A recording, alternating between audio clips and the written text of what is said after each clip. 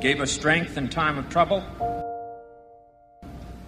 wisdom in time of uncertainty, and sharing in time of happiness, who saw wrong and tried to right it, saw suffering and tried to heal it, saw war and tried to stop it.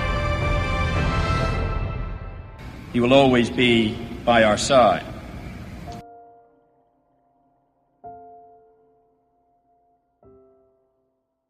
The 1960s was a time of significant change for minorities in the United States.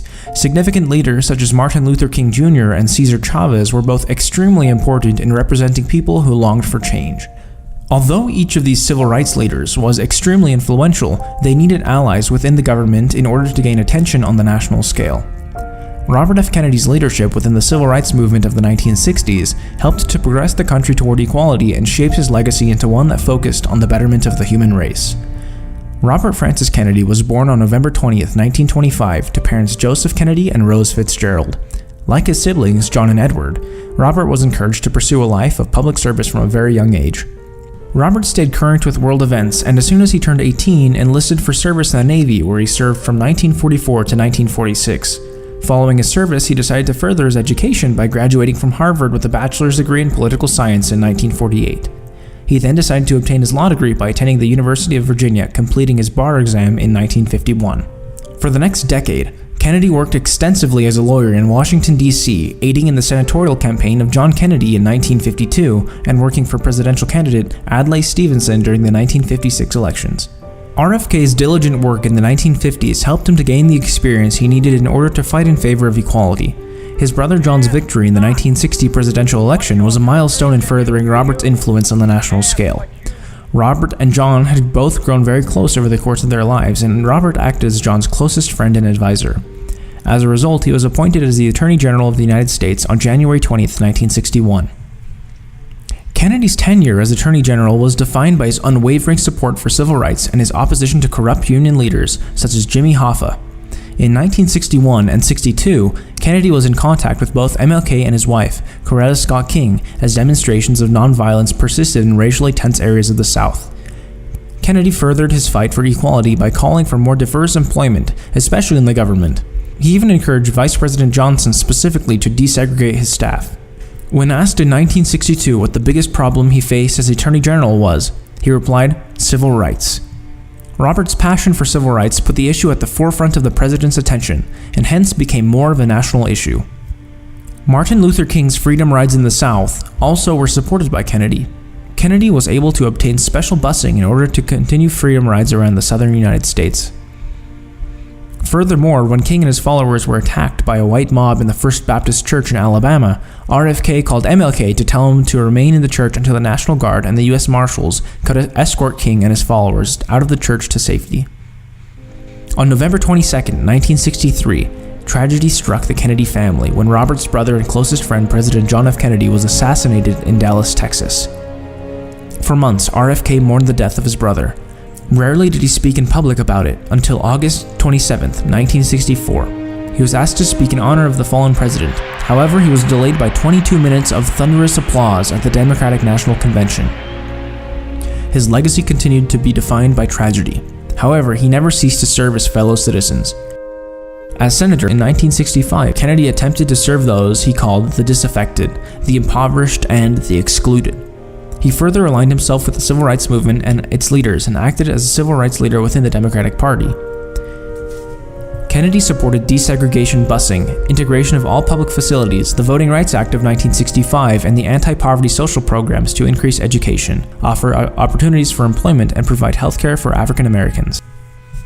Senator Kennedy's next battleground for civil rights occurred in the fields of Delano, California, where Cesar Chavez attempted to achieve equal rights for migrant workers during the grape strikes and boycotts of the 1960s.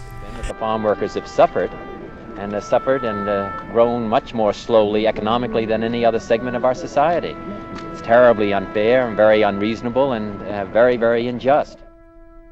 This growing conflict in Delano began to be heard around the country, leading Robert Kennedy to be involved in a series of hearings of the Senate Subcommittee on Migratory Labor. While in Delano, he became a friend of Chavez and his union, and ultimately took the battle to the national stage. Robert Kennedy had to remind the local sheriff and the local DA to read the Constitution of the United States. How can you go arrest somebody if they haven't violated the law? They're ready to violate the law. In other words, could I suggest in the interim period of time, in the luncheon period of time, that the sheriff and the district attorney read the Constitution of the United States?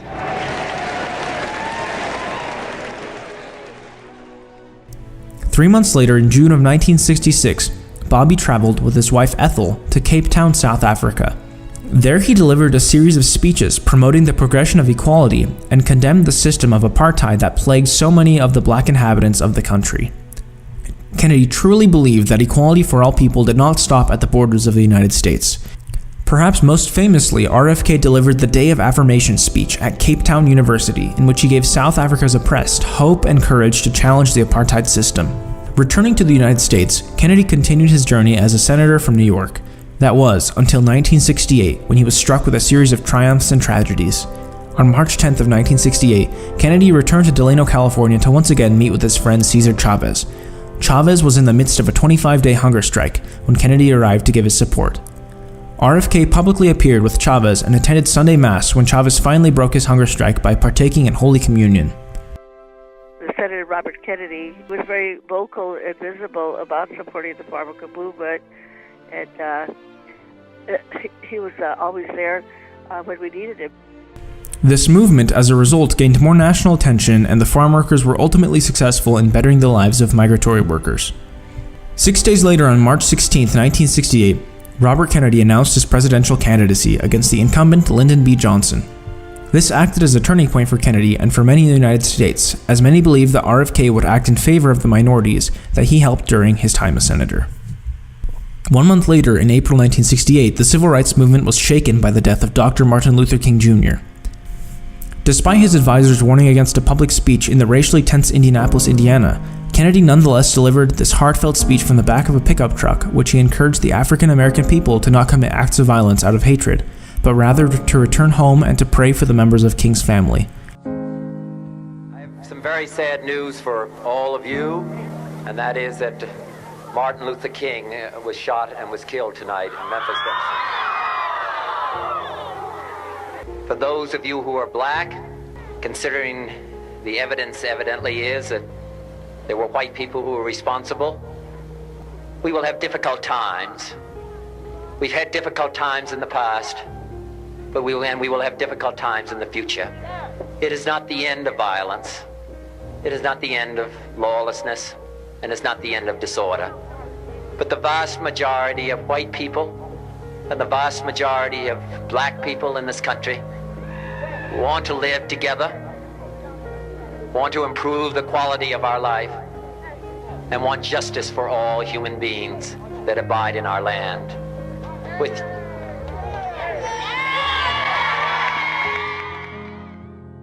Although many cities experienced racial riots that night, the people of Indianapolis were willing to follow in the nonviolent footsteps of Dr. King and Kennedy.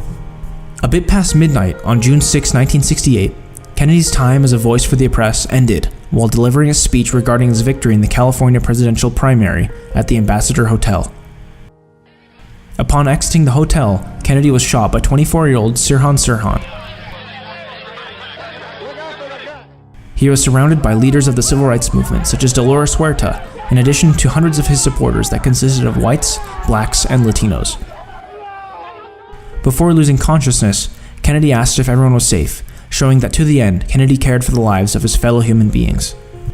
At 1:44 a.m. on June 6th, RFK passed away, surrounded by his wife, Ethel, and sister-in-law, Jacqueline. Robert Kennedy acted as an ally for minorities that were being marginalized in the United States. He took it upon himself when others couldn't to help and support the leaders of various civil rights movements, and through his leadership, he has left behind a legacy of equality. Each time a man stands up for an ideal, or acts to improve the lot of others, or strikes out against injustice, he sends forth a tiny ripple of hope, and crossing each other from a million different centers of energy and daring, those ripples build a current which can sweep down the mightiest walls of oppression and resistance.